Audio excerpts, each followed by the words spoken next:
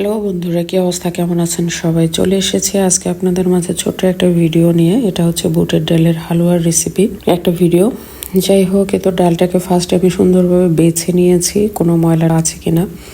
বাজার থেকে কেনা ডাল যেহেতু এটার মধ্যে ময়লা থাকবে, ইট পাথরের ছোট ছোট টুকরা থাকবে, এটাই স্বাভাবিক। যাই হোক, আমি সেগুলো বেছে পরিষ্কার করে তারপরে ডালটাকে ধুয়ে নিয়েছি ভালোভাবে। দেন এটাকে মোটামুটি ঘড়ি ধরা 3.5 ঘন্টা ভিজিয়ে রেখেছি।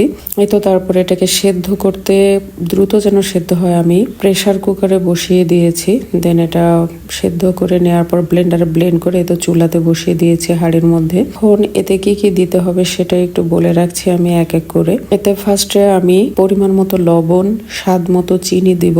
এরপরে দিব এতে কিছু পরিমাণ লিকুইড দুধ। আর চিনিটা দিলেও এতে একটা পানির ভাব চলে আসবে চিনিটা গলার পর। যাই হোক, সম্পূর্ণ উপাদানগুলো মিক্সড করার জন্য আমি একটু লিকুইড দুধ দিব এতে। কিছু টাইম এই উপাদানগুলো দিয়ে নিয়ে আমি নাড়াচাড়া করব। করার পর উঠিয়ে নেওয়ার আগ মুহূর্তে আমি এতে গুঁড়া দুধ অ্যাড করব। এই গুঁড়া দুধটা একটা অন্যরকম ফ্লেভার আনবে। গুঁড়া দুধ এবং 4-5টা এলাচ, সাথে দিব একটুখানি ঘি।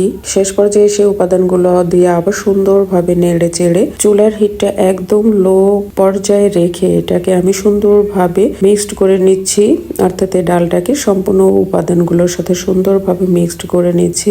তো মোটামুটি 10 থেকে 15 মিনিট এভাবে চুলার উপর রেখে নাড়াচাড়া করলেই হালুয়াটা রেডি হয়ে যাবে। তারপরে তো ট্রেতে আমি একটুখানি সরিষার তেল মেখে নিয়েছি। দেন হালুয়াটা দিয়ে দিয়েছি এর উপরে। এটা মোটামুটি 3 থেকে 3.5 ঘন্টা মতো নর্মাল টেম্পারেচারে ফ্রিজে বা বাহিরেও যদি ঠান্ডা ওয়েদার থাকে স্বাভাবিক ওয়েদারে রেখে দিলে এটা জমে যাবে। তারপর এটাকে পিস পিস করে কেটে সুন্দর করে সার্ভ করতে পারবেন, প্লাস নিজেও খেতে পারবেন।